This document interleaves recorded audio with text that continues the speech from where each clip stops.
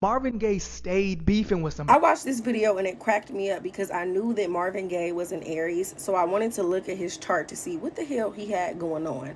Of course, he was always trying to beef with somebody because he is an Aries stellium ruled by an exalted Mars. Mars is in Capricorn, so it's operating very well.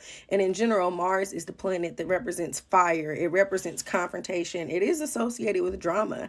And even St. Dallas in the video, he said like Marvin like drama. Marvin was messy. He had a Mars Venus sextile, which screams mess. Venus is exalted and his Mars is exalted. So it makes sense. But also, that one thing shows to me is that, especially when it comes to the things that he loved or cared about, like his music, like his women, or, if anybody was trying to get in the way of anything that he really wanted, oh, it was crash out time for sure.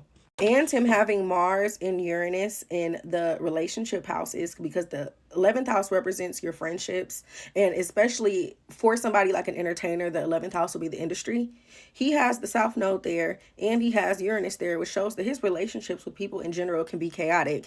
And that whole balance between the 5th house axis and the 11th house axis with the nodes shows that he had to learn to handle his relationships and his work, like, because the 5th house represents your hobbies, your passions, and again the 11th house is like where you display those things. And we see he was a crash out.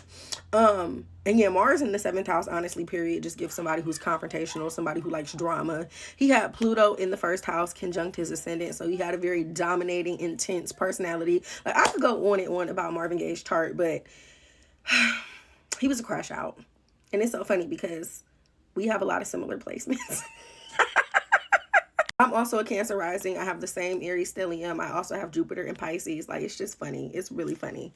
But yeah, follow me for more astrology content. moonruledmommy.com to book a birth chart reading. And yeah.